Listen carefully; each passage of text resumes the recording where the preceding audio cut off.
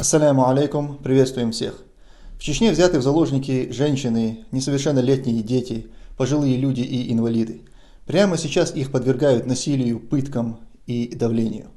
Все они являются ни в чем не повинными людьми, и в заложники они взяты только лишь из-за своего родства с блогерами, общественными деятелями и активистами, так или иначе критикующими российский режим в Чечне. Официальное государственное лицо, российский глава Чеченской Республики, ставленник Кремля Рамзан Кадыров, взял в заложники родственников критиков российского режима, правозащитников и сторонников независимости чеченского государства.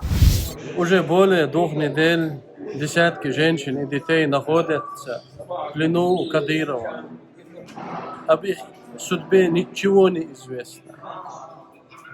Это террористический акт не должен остаться без внимания и должны быть действия.